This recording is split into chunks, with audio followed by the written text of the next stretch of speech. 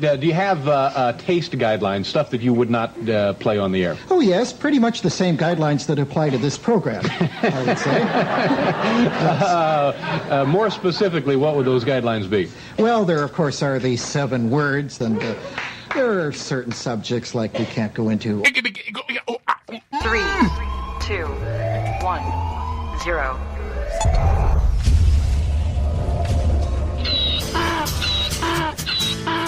Oh my God. Hey, you!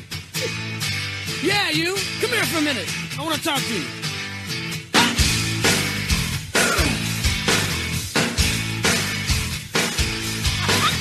Mama says you're brain dead, bang your head against the wall.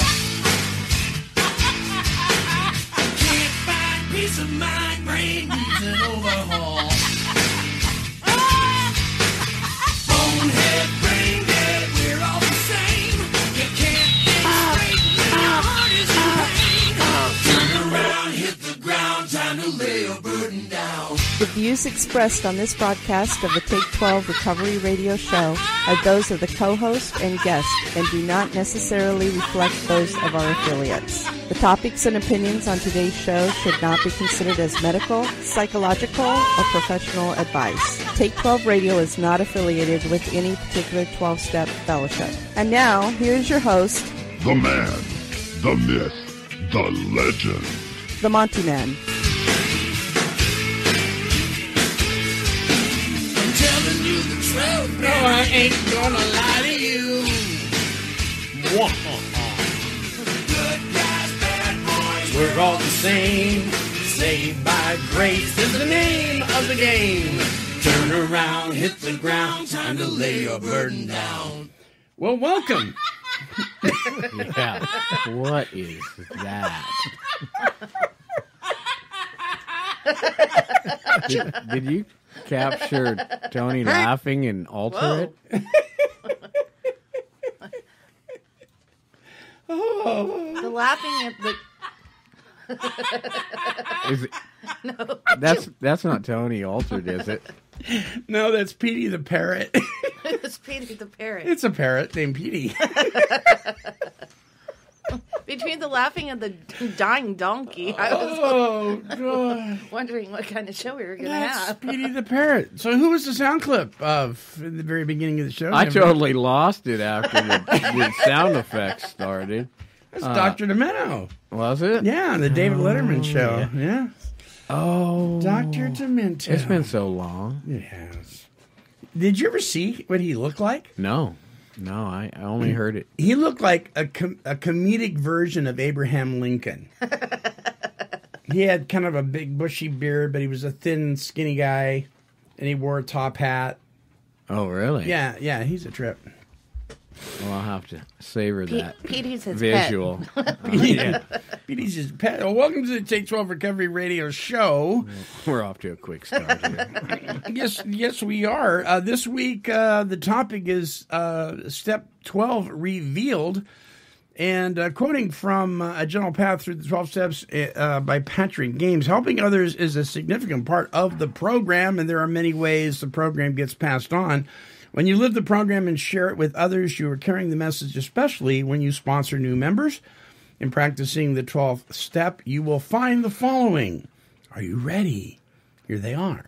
By witnessing to others, your appreciation of the program and the program's impact on your life deepens.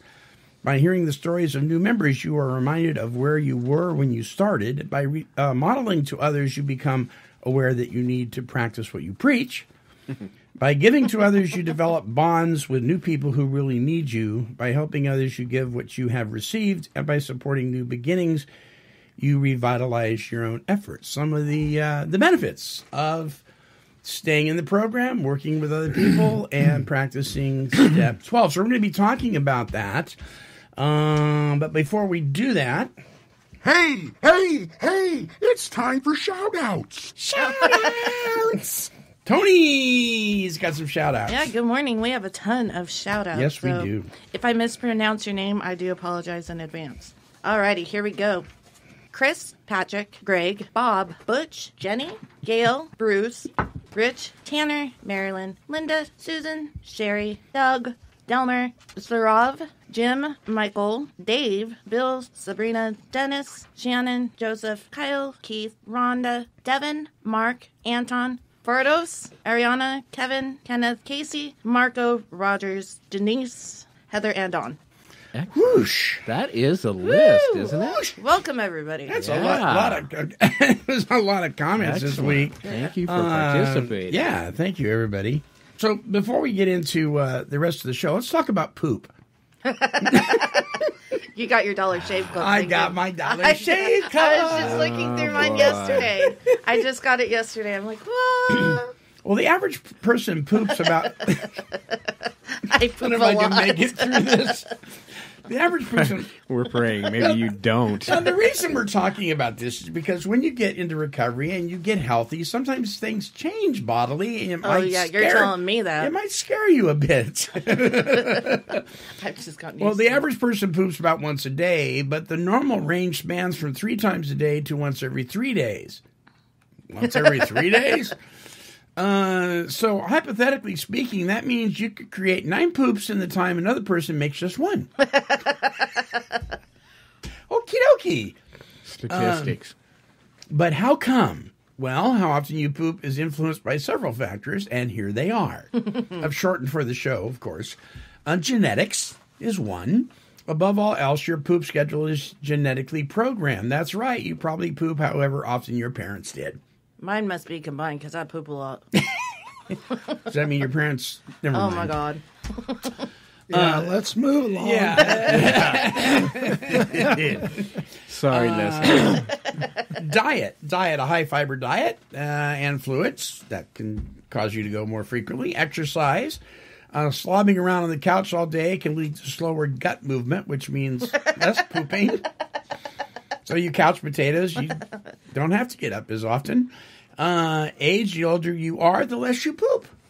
Really? Yeah. That's so not true. That's a trip. That's Yeah. The more you pee at night, but the less you poop during the day. And, of course, illness. Some chronic illnesses can determine the amount more or less. In the end, unless it's really extreme, how often you poop shouldn't really cause you any alarm. There you go. At least you'll have a clean colon. Thank you, Shave Club. There is one that I would... Yeah. Never mind. Yeah. We won't go The there. Dollar Shave Club. James got his own handle. They gave me a free handle, so now he has a handle. And I have he a has handle. his own handle. Monogrammed or? So now he's got a handle on it. Yeah. Yeah. He's got a handle on it. I had to paint his blue, though. Like the little bubble part in the bottom. Yeah. So that way So we know you guys this can is- tell the difference. yeah. Okay. What color's yours? Pink?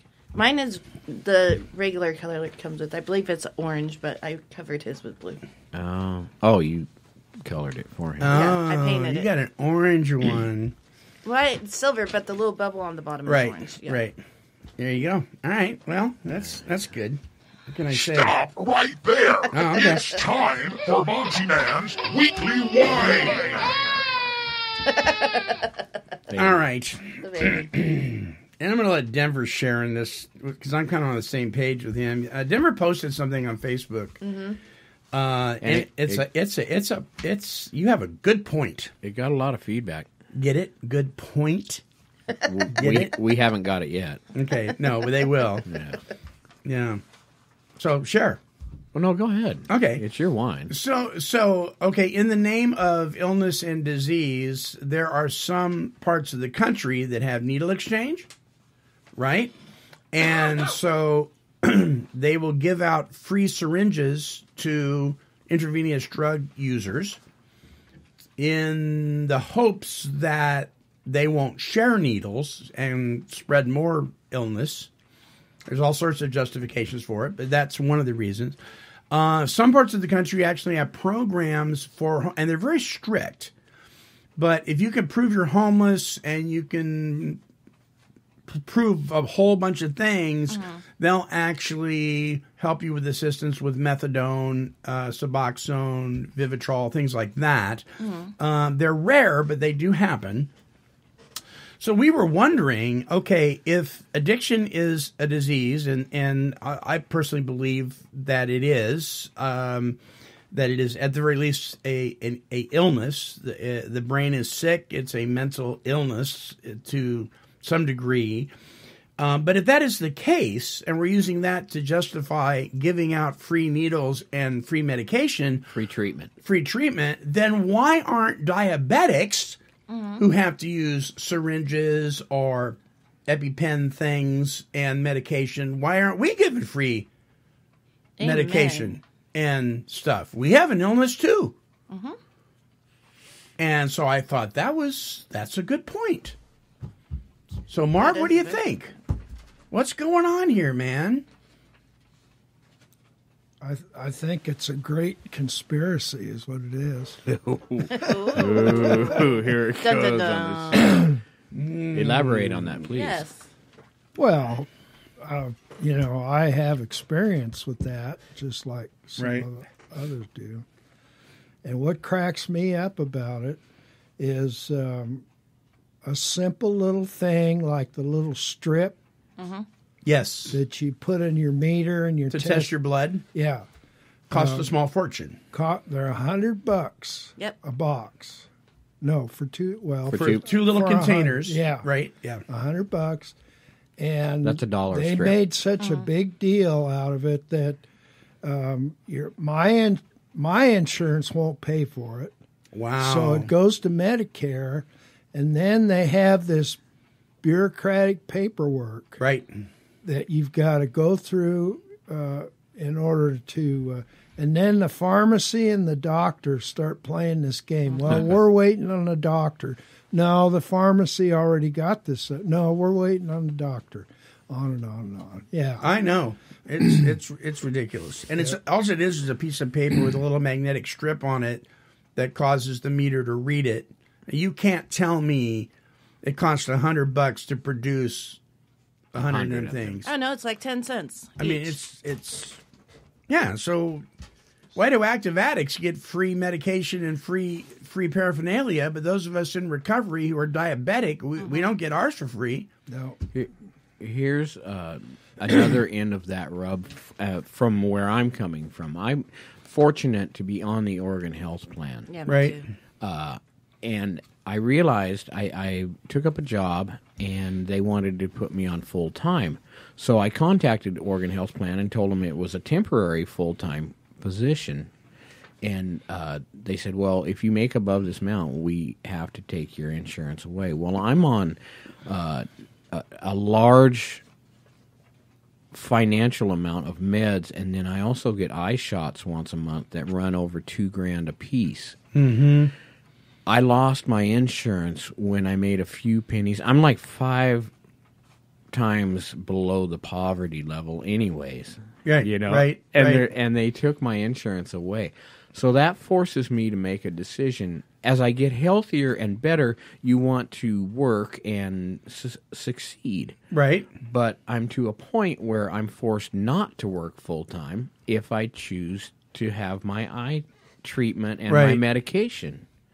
So I'm in a double bind here. It is a double bind. Do I work and pay most of my paycheck? Because not a lot of people's going to want to pick up $4,000 worth of eye shots a month, insurance-wise. Mm-hmm. There's going to be a copay on that's going to eat up half of my paycheck.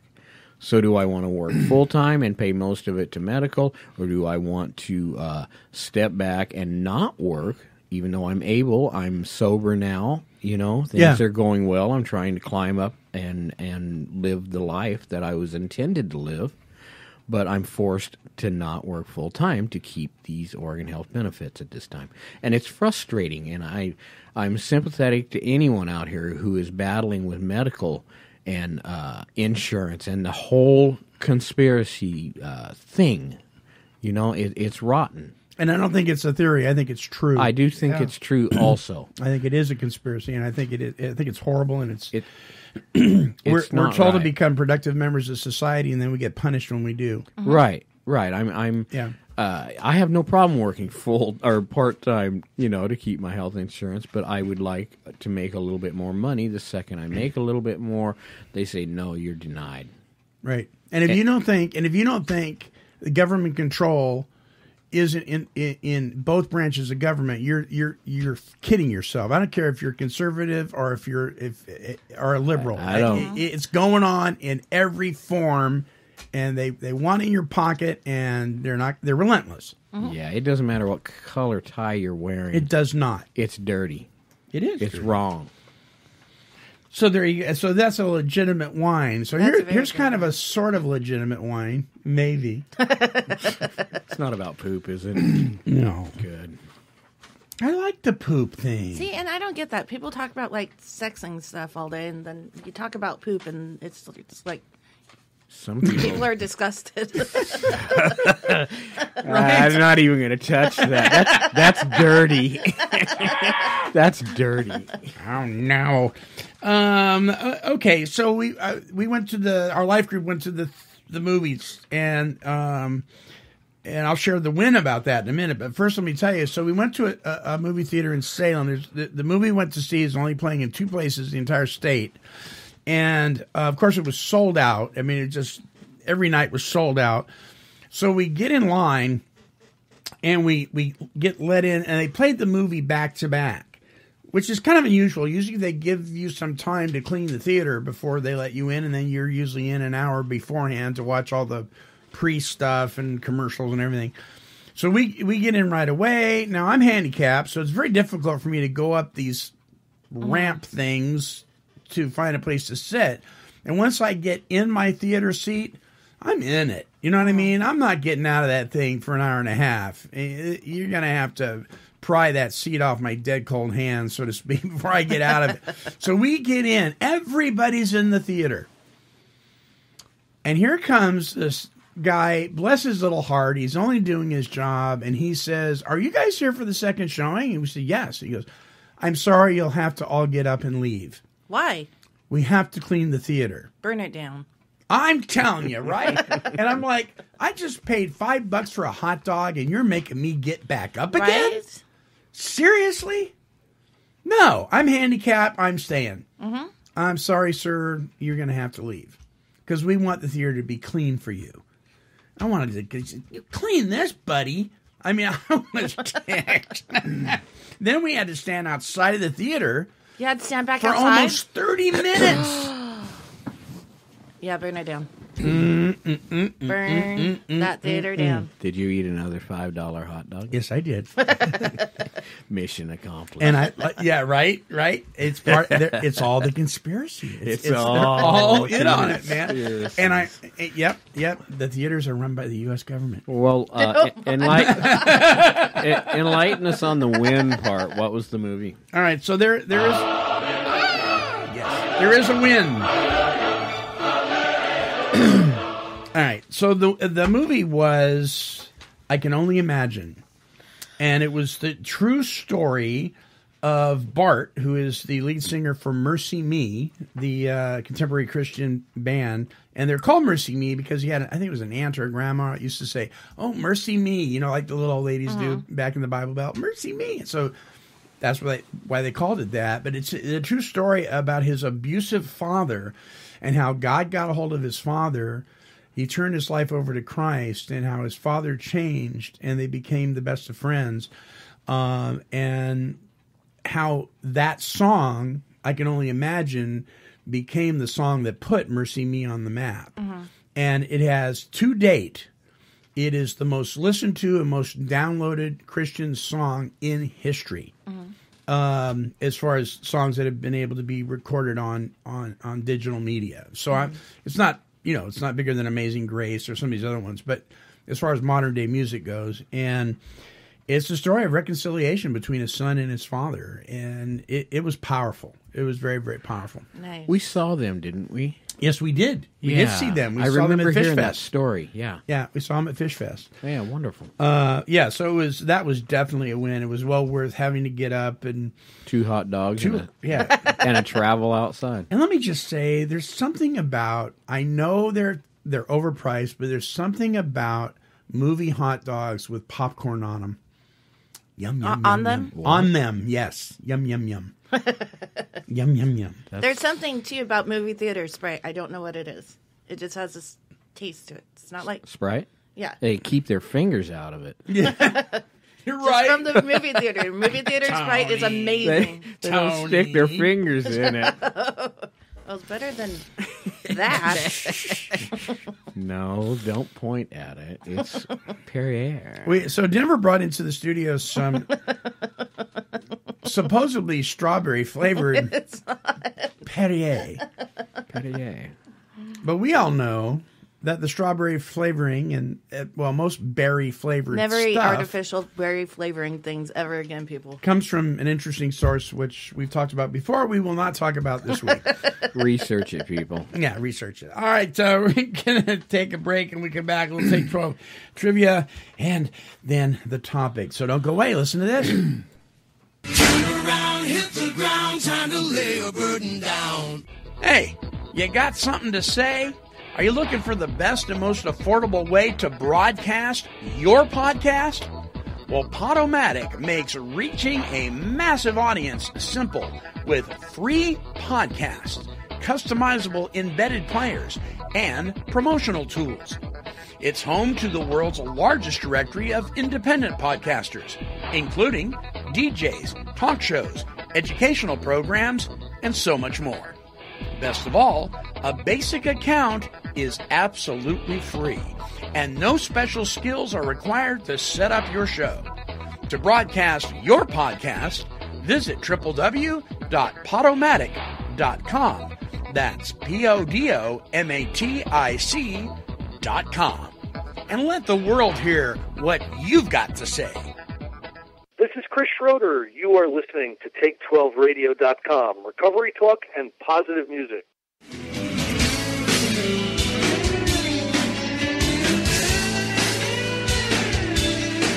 Dun, dun, dun, dun, dun, dun, dun, dun, dun. So here comes. Well, zippity-doo-dah and zippity-day. It's time to do that thing we love to play. A little Take 12 trivia coming your way. And here... Oh, wait a minute. Wait. It's sponsored by that award-winning magazine, the 12-Step Gazette.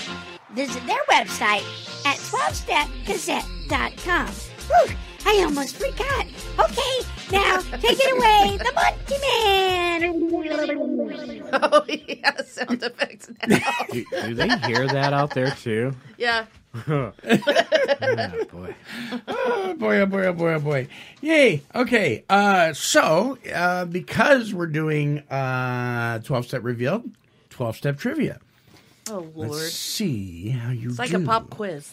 That is going to be Right. St. Patty Day quiz. I know, or I'm something. surprised. No, I didn't do St. Patty Day. Okay. I don't believe in it. I'm not even sure what that means. I don't believe in it. What does that mean? I hate it. It means you didn't want to talk about it, is what it means. So if you get it wrong, of course, you get the fluff machine, and if you get it right, you get a bell. And this may be more difficult or easier than you think. Okay. We'll see, Marv, won't we? Yeah, I already feel like I'm on the spot. He's been looking at you a lot. I know it. Oh, by the way, Marv's here today. Yeah. Tony's here today. Morning. Denver's here today. Oh, yes, I am. Okay. According to... Bonnie? Yes? Are you here? I'm not sure. Somewhere in there. According to the third paragraph of the chapter working with others, what is our only aim? What is our only aim? Here are your choices. To sponsor a newcomer, to criticize, or to be helpful. Denver, what is it? What was the choices? According to the third paragraph of in the chapter working with others, what is our only aim? To sponsor a newcomer, to criticize, or to be helpful? Be helpful. Tony? I say to sponsor a newcomer. Okay. What do you say, Marv? I'm thinking be helpful. To be helpful? Tony, sorry. Oh. I was going to say be helpful, too. Yeah, I wanted to sponsor. And too late. So you guys are correct. It is to be helpful. Okay, number 2. According to this chapter, if the alcoholic shows any indication that he wants to stop drinking, you should have a good talk to the person most interested in him. This is usually who? His priest or pastor, his wife, or his employer? Tony? His wife. Denver? What did she just say? What about us His that wife. ain't married? What did she just say? Wife. Wife? What do you say, Marv? Yeah, wife. It is the wife. Yep. Number 3, according to this chapter, if the alcoholic wants to quit for good, and if he would go to any extreme to do so, then his attention should be drawn to you as a person who has what? Oh, God. A, worked the steps, B, recovered, or C, has a relationship with a higher power. Ooh, those are all good. Mm-hmm. So his attention should be drawn to you as a person who has worked the steps, recovered, or has a relationship with a higher power. What do you think, Marv? I'm going to say work the steps. Work the steps. Tony? Yeah, I was thinking that too. Denver? Wow. Denver. It's hard, isn't it? Yeah, That's tricky. because the answer is probably going to be steps, but I want a higher power. Do you? Yeah, I do. You would all be incorrect. Oh, good. Yeah, your attention should be drawn to you as a person who has recovered. Oh, man. Yep. I'm sorry, Kristen. Well, that free trip to Bali is fading away. According to this chapter, it is our belief that any scheme of combating alcoholism which proposes to shield the sick man from temptation will do what? Oh, God. Will it help him to succeed? Is it doomed to failure? Or will it give him a fighting chance? Can you reread the question? Yes, according to this chapter, it is our belief that any scheme of combating alcoholism which proposes to shield the sick man from temptation will do what? Help him to succeed, is doomed to failure, or will give him a fighting chance? Want to take a stab at it, Denver? Yeah, doomed for failure. Okay. Tony? Yeah, that sounds good. Marv? Yep. You guys are correct. Woohoo! It is High five. doomed for failure. High five. Yes, indeedy. And here's your bonus. Dun-dun-dun. Oh, good. You A ready? bonus. The bonus. According to this chapter, we are to remind the prospect that his recovery is not dependent upon people. Mm-hmm. What is it dependent upon? Here are your choices. Service work, God, or reading the big book. God. Denver? All the above, but I'm going with God. God, you guys are correct. It is dependent upon God. Remind the prospect that his recovery is not dependent on people, but is dependent on his relationship with God. There you go.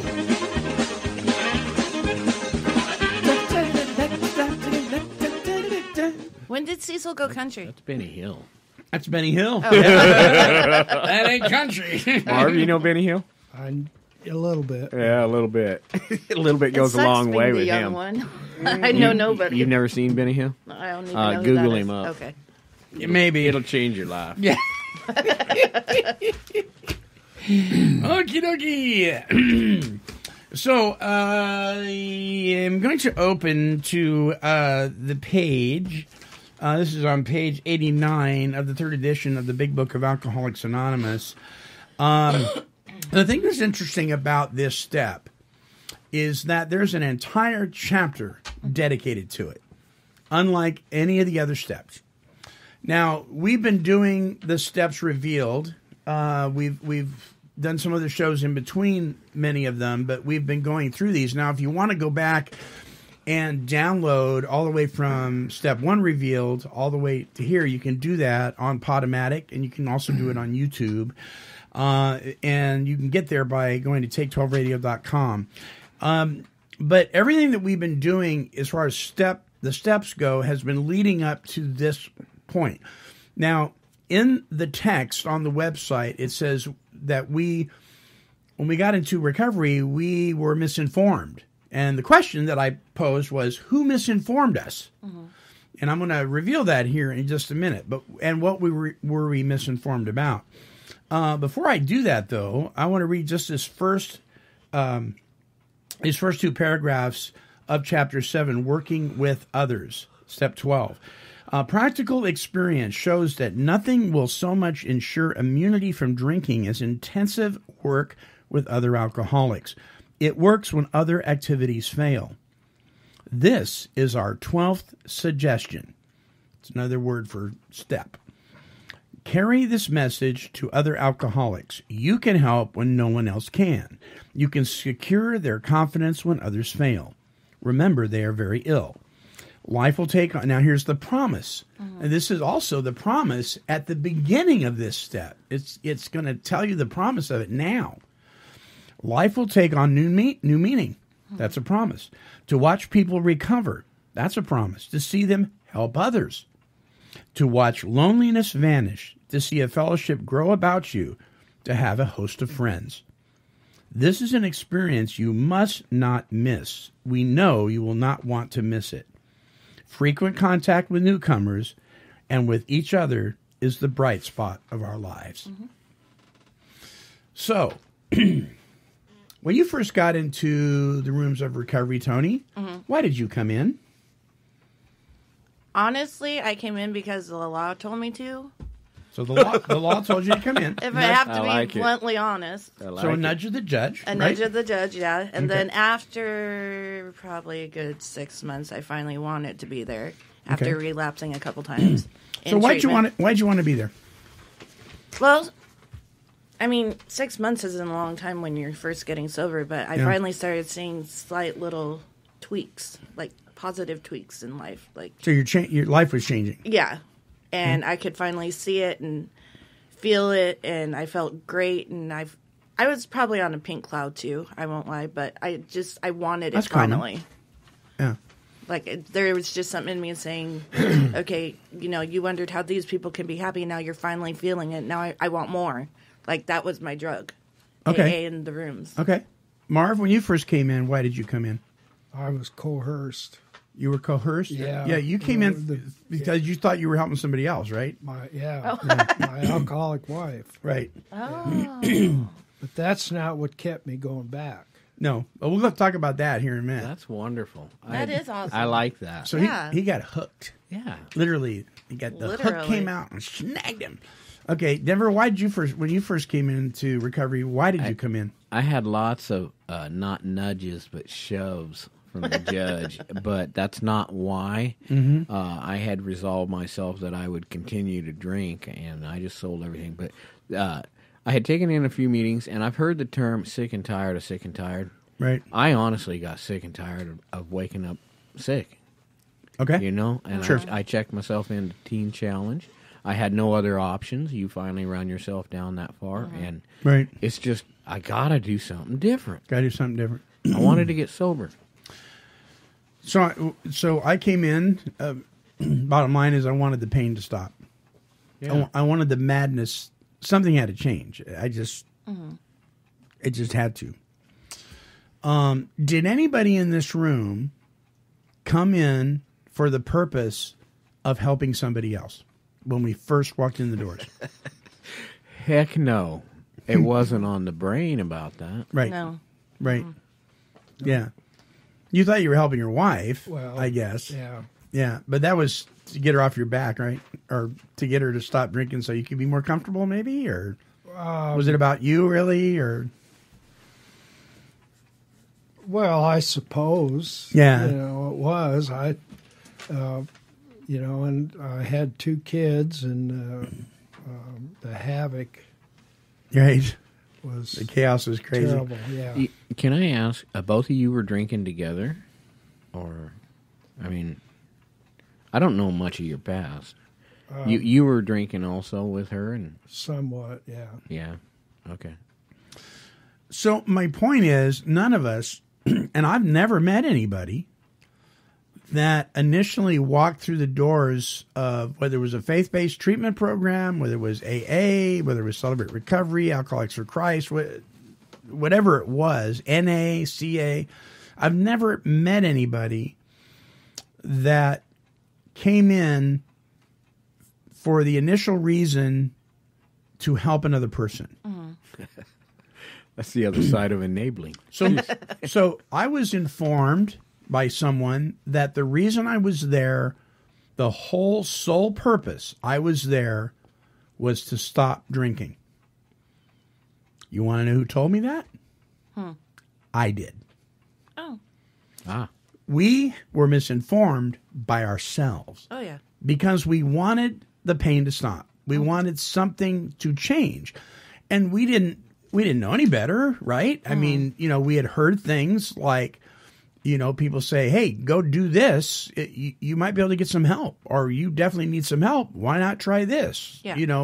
Or that kind of thing. Or some people literally walked by a meeting hall and saw people laughing, and they walked in. They want to know what was going on. I mean, there are all sorts of reasons, but primarily it was because something was happening in our lives and we didn't like where it was going.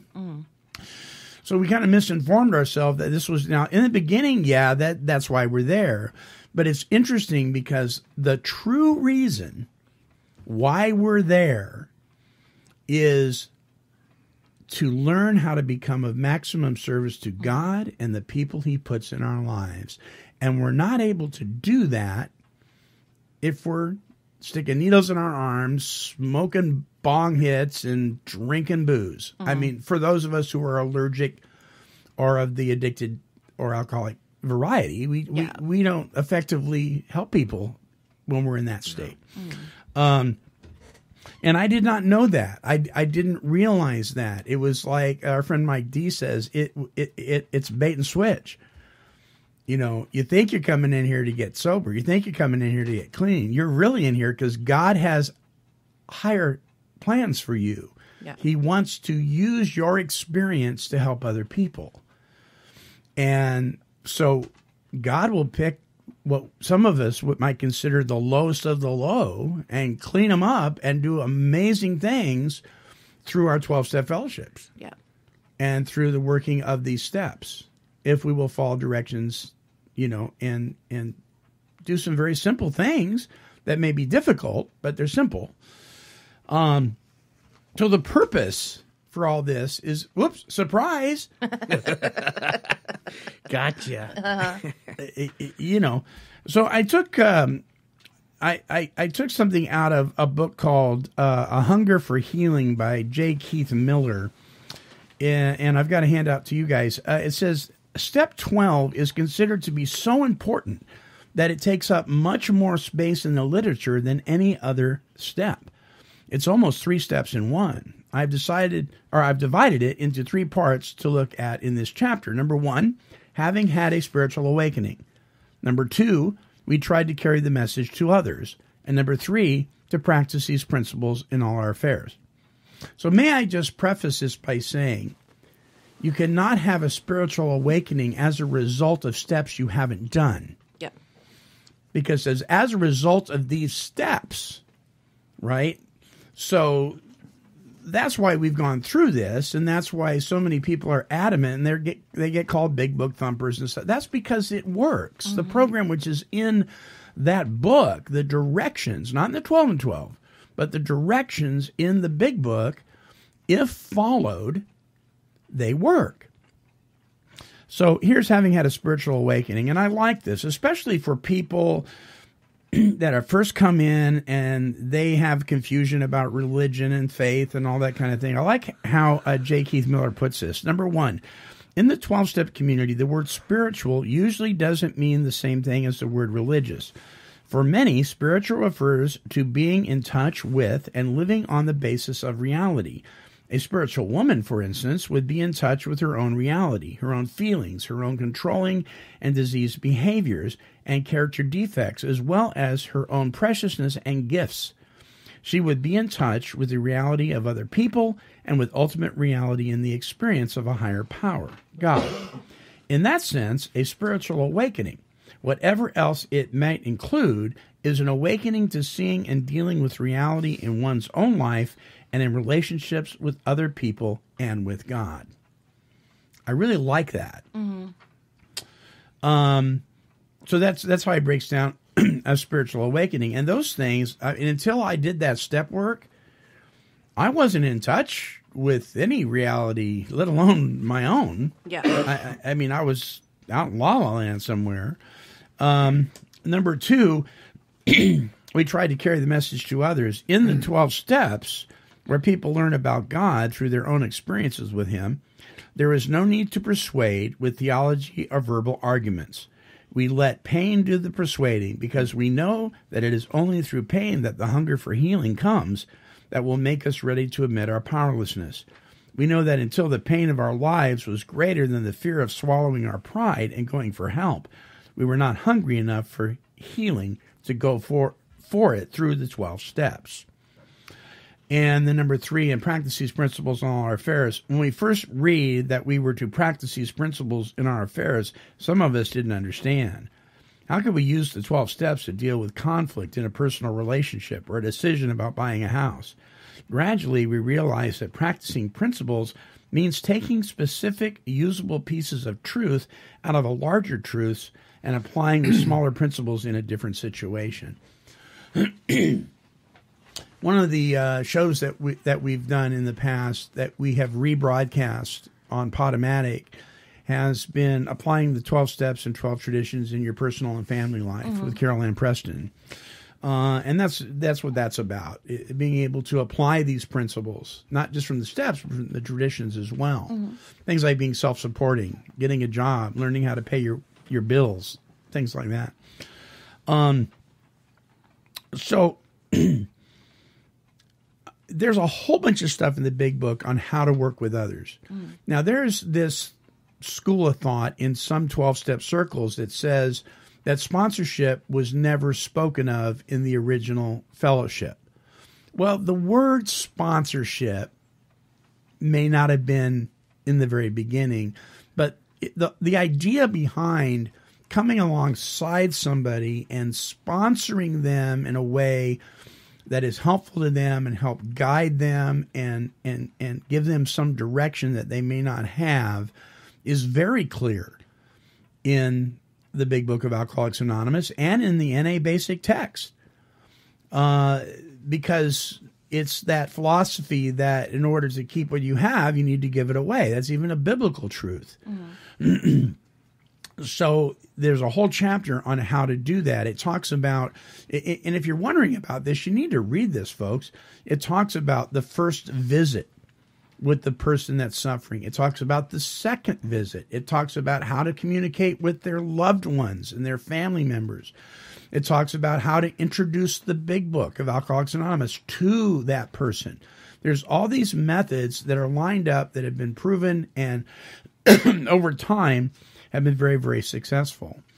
So I really encourage you to do that. But I wanted to talk about the spiritual awakening, carrying the message, and practicing the principles. Those 3 main points today.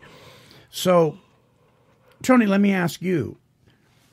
You said some time went by and then you started seeing how this program was benefiting you.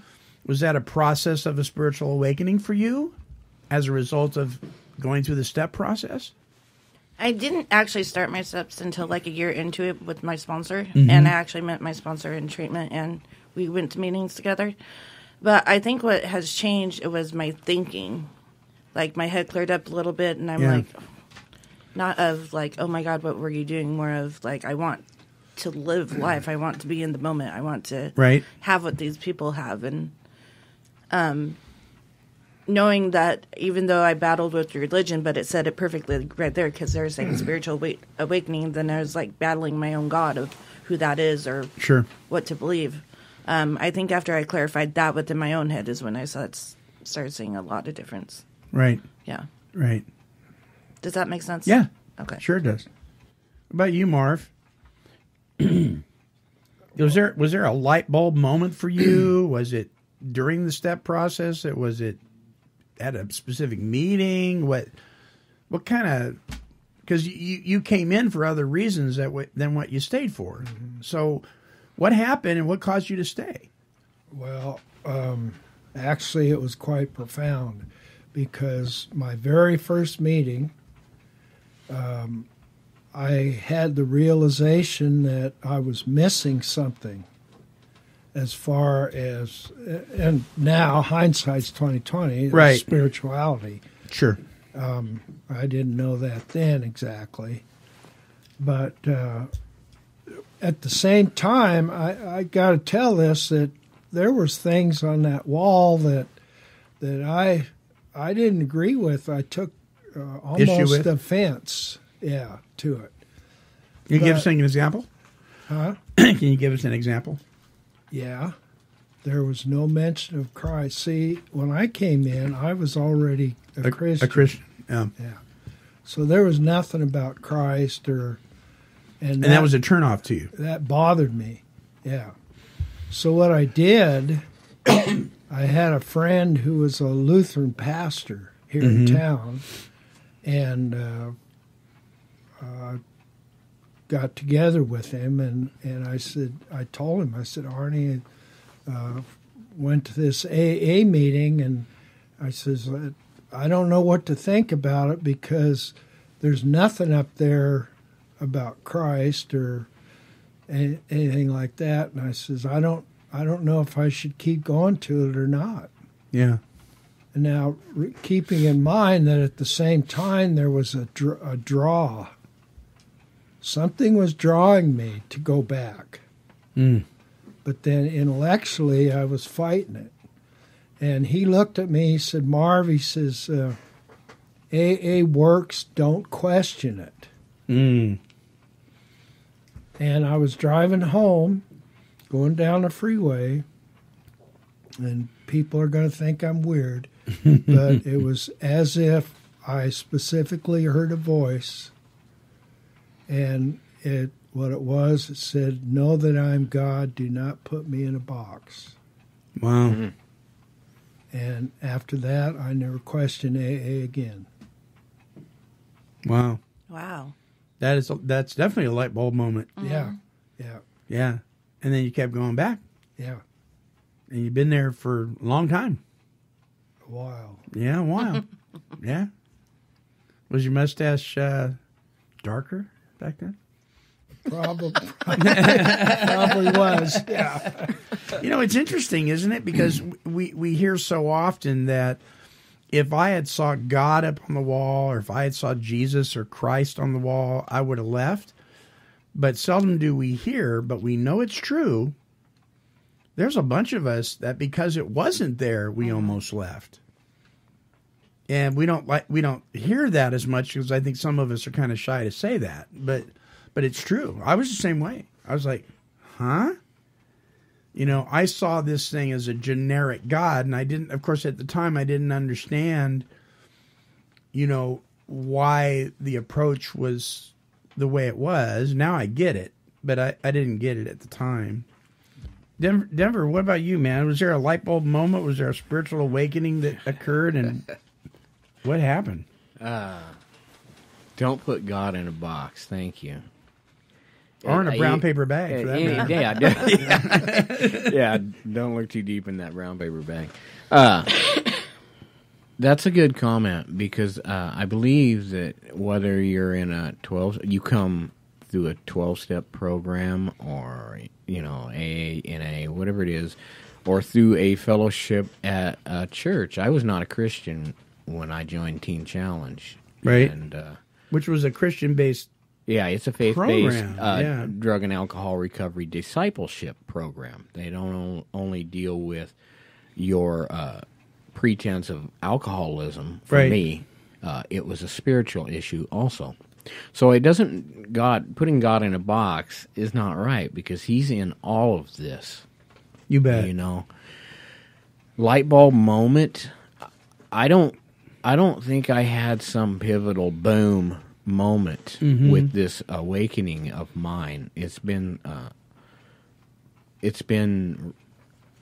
fabulous, yeah, but it hasn't been a light bulb moment. The helping others, no matter what program you're in, is going to fall into place. I mean, it's scriptural, whether you're in AA or whatever. Sooner or later, it's going to come down to, wow, I need to help that person because you can relate to that. So I don't even know if I'm getting close to what the question was that you're asking me. I didn't have a light bulb moment. I have them all the time, you know? Okay.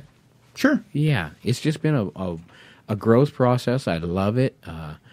I like to say people irritate me way past my means, but seriously, though, when you're in recovery and you start, like you said, Tony, you start to get a little clarity, it becomes a desire in your heart to want to help others. Right. To share what you've got. Right. So let's go with the second part of this, and we'll start with you, Denver, because you kind of went into that. We tried to carry the message to others. So we've been given this wonderful gift called sobriety. We've given another wonderful gift, and that is the presence of God's Spirit in our lives. That's and the fellowship of the Spirit, not the Spirit of the fellowship of the Spirit, which is God's Holy Spirit. And now we want to carry this good news to other people. When you give this stuff away, when you try to teach these principles, especially if you're in a treatment or discipleship program or something like that, you come across obstacles that can be very discouraging. True? It's frustrating. Yeah. It is frustrating.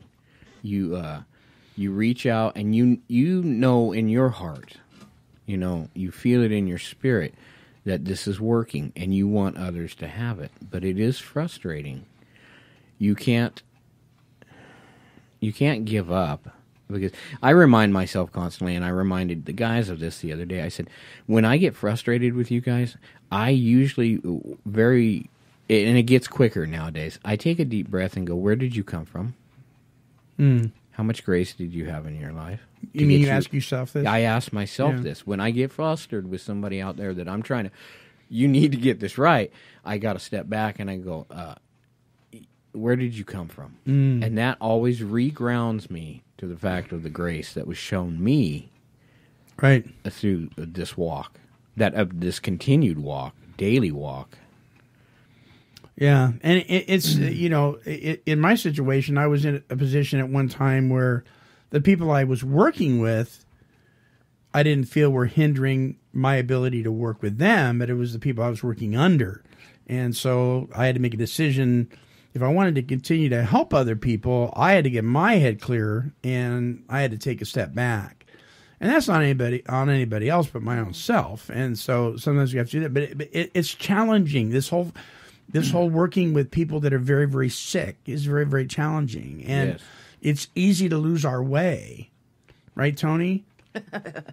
Yeah. So when you try to share this with other people, because you've worked in service work, you've been the secretary of a meeting for long periods of time, trying to give this away can be frustrating, but is it well worth it?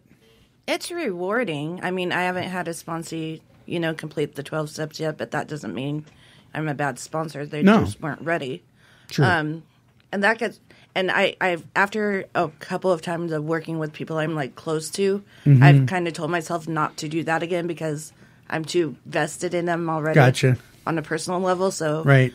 I've had to let a couple go, and a couple have gotten a little frustrated at me, but you got to not take it personally and not think it's your fault. And I still have a couple people that I kind of see every now and again, and they still give me the cold shoulder, thinking, I kind of messed them up. But I got to let them go and let them learn and let them grow, and I can't do that. Right. I can't make them sober. I can't make them want to be sober. But it has given me a thicker skin. It's made me grow up a lot. And it's very rewarding and challenging at the same time. I like what I'm going to start doing that. Where did you come from? Asking yourself. Yeah. Because then you got to put your mindset back there. You do. Oh, I remember that. But it goes back. I want you sober. It goes back to that 4-step piece that says they, like ourselves, were sick too. Yeah, and that's where I lose a lot of my sponsees is the 4-step, because it takes a lot to dig that deep. Yeah. I mean, it's not easy. And that's common. Yeah, that's very common. And step people, 4 and step 9. Step 4, we're starting to put down on paper and looking at ourselves, and people get squirrely about that. And step 9, that's when they're facing people face to face, and they get squirrely about that. And so, And it's just hard because I want it so bad for them, but I can't do it for them. So, Marv, practicing these principles in all our affairs. Well, all of our affairs. How has that played out for you? I'm probably not 100% perfect on that one. Well, I don't think any of us are.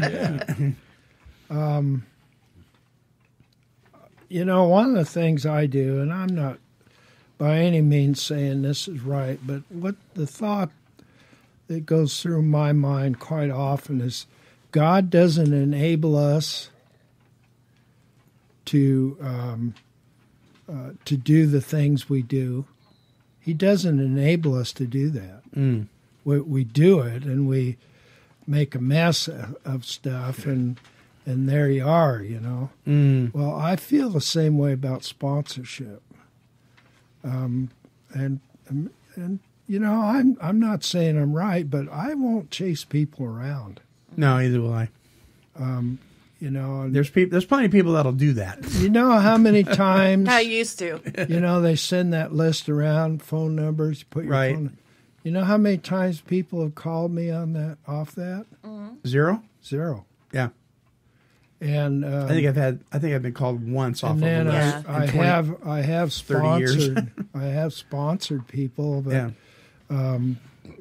and I tell them right off the bat, look, you know, I'm more than happy to help, but I'm not going to chase you around. Right. You know, and that, and I base that on the fact that God didn't chase me around. Right, he was a gentleman. You know, he sat there and he waited. Yeah. And now I think there was some things that went on supernaturally. I kind of hate to use that word, but supernaturally that drew me to him. But, you know, he didn't enable me to keep picking up the bottle and drinking and having the kind of attitudes in life and stuff that I had. Yeah. And so I don't know. One of the things I do, I know you probably all do, a lot of people do, is I hear something in a meeting going on, and I keep it in mind to pray for that person. Sure. You know, but I'm open. You know, and I'm open to helping people. And you know, and this speaks to a part. There's so much in this chapter. And it cannot even be, the surface can't even be scratched in a 1 hour show or even a 30-minute show. But it says, do not be discouraged if your prospect does not respond at once. Search out another alcoholic and try again. It doesn't say give up, never offer help. It's just try again. You are sure to find someone desperate enough to accept with eagerness what you offer. We find it a waste of time to keep chasing a man who cannot or will not work with you. It doesn't mean the guy's a bad guy. It doesn't mean he's evil. It just means it's just a waste of time. If you leave such a person alone, he may soon become convinced that he cannot recover by himself. To spend too much time on any one situation is to deny some other alcoholic an opportunity to live and be happy. One of our fellowship failed entirely with his first half-dozen prospects. So be not discouraged, Tony, that your people haven't worked all 12 steps yet. He often says that if he had continued to work on them, he might have deprived many others who have since recovered of their chance. So, you know, and it's kind of in your situation, Denver, where you're working with people that are in a controlled environment. You guys just keep plugging along, and they kind of make the decision to leave, right? They say, you know what, I'm out of here. I'm done with this. Sometimes you have to help them make that decision, but personalities. Often, you know, one person will not be able to click with another. Yeah. And then that's where you said cut it loose, you know, and find another one. That's fine, because not all personalities are going to click, you know? Yeah. So practicing these principles in all our affairs means exactly that. And what are those principles? 1 through 12. Those are the principles. Those are the steps. So I can apply these steps in my life. Sometimes I choose not to because of pride and ego, and you know what is our true problem? Well, selfish self-centeredness that we think is the root of our problem. Those things don't go away just because we put down the bottle or stop smoking dope or whatever it is we're doing. They actually come to light. They do. And I've said it before, and Bruce used to say this all the time, nothing will make your character defects glare brighter than working with another person in recovery. Oh, yeah. It'll come out. And so we're constantly working on ourselves. And I think that's why it says practicing these principles in all our affairs. We're constantly putting them to practice. Why? Because we are now in the business of being of maximum service to God and the people he puts in our lives. And that was the true reason that God guided us, I believe, all four of us anyway, into the rooms, was because he had a plan for us. And I think he has a plan for everybody. I do. And we're all different, you know. But I think if we don't take this to the next level, if we don't offer assistance to people, then we're not just cheating them out of a life that is wonderful. We're cheating ourselves. Yeah, you miss out on a lot of joy. You do. Like I said, frustration and heartache and everything else goes along with that. But when you see somebody getting it, the light bulb, as we said, goes off, that is wonderful. Whether you're working with them or not. Yeah. Just watching it. Yeah. It's just wonderful to see that. Yeah. Any closing thoughts? Any? Going once? Going twice? We love you. We love you. All right. Tony, how can they listen to the show? You can listen and download any of our shows by going to take12radio.com and clicking on Follow Me on Podomatic. Once you nice. Thank you. Once you're there, you can download our app for Android or iOS. You can comment on the shows, love us or hate us. We would love to hear from you either way. And you can also listen to the shows on our YouTube channel. Simply go to take12radio.com and click on the YouTube icon. And if you'd like to send us your email, please do. Our email address is take12radio@comcast.net. That'll be take12radio@comcast.net.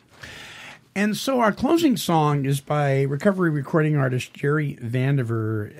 It's called The Heel of the Bread. Now, when we're working with people or we're in a relationship, or whether it's an employee, a best friend, a significant other, whatever, sometimes we can misread intentions because we're human beings.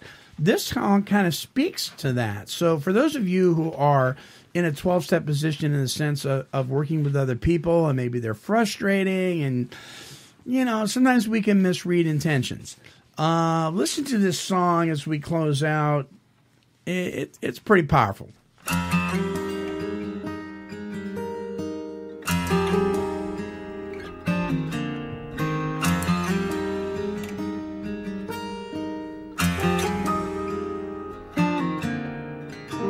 Thursday nights Betty made a roast. Lester would buy a warm loaf from the bakery after work at 5. Betty set the china plates. Lester said the nightly grace and carved the meat and bread with pride. And then he'd pass the heel along to her. Because she loved him, she choked it down without a word. Ain't it funny how we let our feelings go unsaid, and the time we lose when intentions are misread? And ain't it sad how we misjudge so many signs of love, like Lester and Betty and the heel of the bread.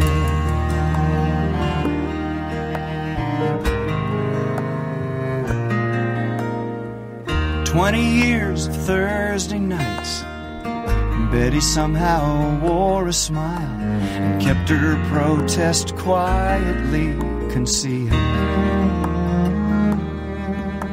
But one night after a long hard day, she threw that hated heel away, and with angry words her resentment was revealed. Lester shook his head and said if I had known, I gave it to you 'cause it's the part I love the most. Ain't it funny how we let our feelings go unsaid, and the time we lose when intentions are misread? And ain't it sad how we misjudge so many signs of love, like Lester and Betty and the heel of the bread, like Lester and Betty and the heel of the bread.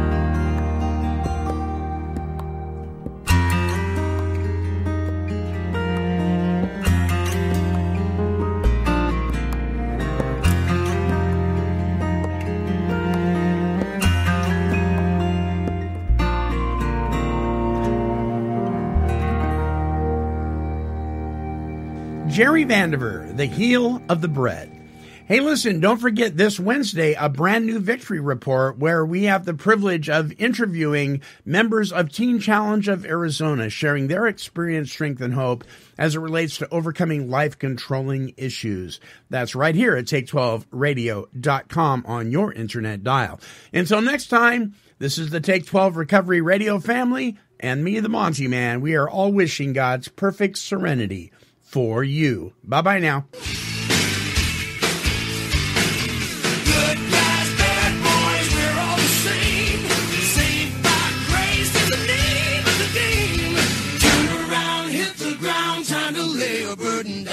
This has been a broadcast of KHLT Recovery Broadcasting. 'Cause she's a super cat, she's super kitty, meow. Here, kitty, kitty, kitty, kitty, meow.